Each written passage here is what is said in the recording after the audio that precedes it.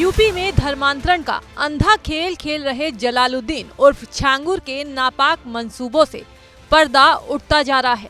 जांच के बीच बलरामपुर धर्मांतरण केस के तार अब यूपी के मेरठ से जुड़ गए हैं। वो ऐसे क्योंकि धर्मांतरण के मास्टरमाइंड छांगुर के खास बदर अली सिद्दीकी पर पुलिस ने शिकंजा कसना शुरू कर दिया है।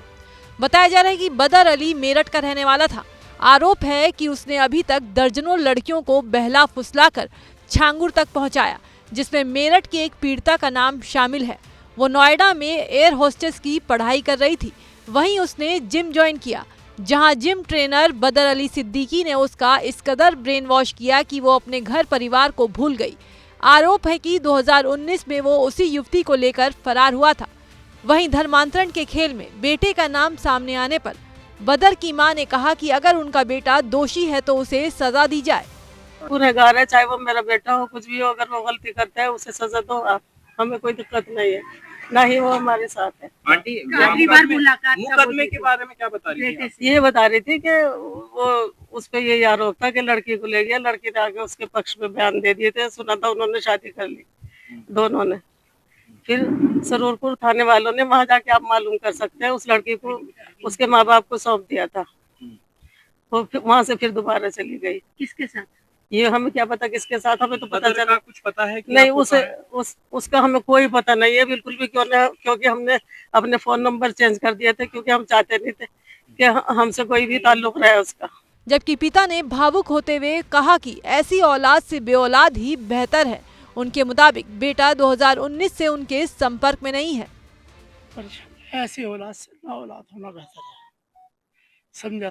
समझा गया, हुआ था, मर गया, बस इतना कहते से अलावा कुछ नहीं। ऐसा क्या हुआ जो आपको इतना बड़ी बात सोचनी पड़ रही है? मैं बीमार हो गया, मैं बिल्कुल ठीक ठाक था, मैं बिल्कुल सही था, मेरी इतनी तबीयत खराब नहीं थी। मैं 5-6 साल से तो सोया नहीं हूँ इस चक्कर में। हाँ, हर आदमी की प्रिया कैसे एंट्री करी? प्रिया का मुझे नहीं मालूम, कौन है प्रिया, मुझे नहीं मालूम। नाम समय से आपके टच में नहीं है बाबूजी? कब से बात नहीं होती? कब आखिरी बार बात हुई? सन 19 से हमारे टच में नहीं है वो, ना कोई फोन है ना कोई बात है। बदर अली पर आरोप ये भी लग रहे हैं कि वो रंगीन मिजाज था, कॉल सेंटर में नौकरी करता था, कई लड़कियों के साथ उसका अफेयर था। उसके दोस्त शादाब ने बताया कि कुछ बाहर के लड़कों से उसकी जब से दोस्ती हुई तब से वो गलत संगत में पड़ गया। माँ बाप ने उसको बेदखल कर दिया था अपनी विरासत से, क्योंकि कुछ उसका मतलब प्रेम प्रसंग का मामला चला था काफ़ी टाइम पहले। उसके बाद से उनके माँ बाप ने उसको बेदखल कर दिया था अपनी प्रॉपर्टी से, हर तरह से। जब तक यहाँ रहा, जब तक ठीक था, ऐसी कोई बात नहीं है। इंटरमीडिएट के बाद तक, कुछ टाइम के बाद में कुछ गलत संगति में रहने लगा, उसकी वजह से इसका माहौल चेंज हो गया।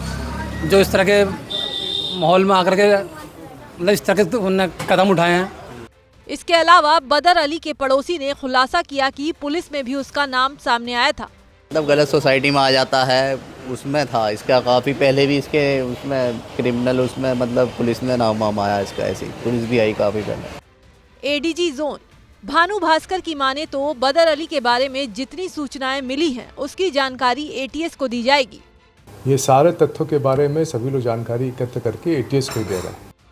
खैर, छांगुर के खास बदर अली के परिजनों ने ये साफ कर दिया है कि इससे पहले उन्होंने कभी छांगुर नाम नहीं सुना। फिलहाल इस मामले में आगे और क्या क्या खुलासे होते हैं ये देखना अहम है।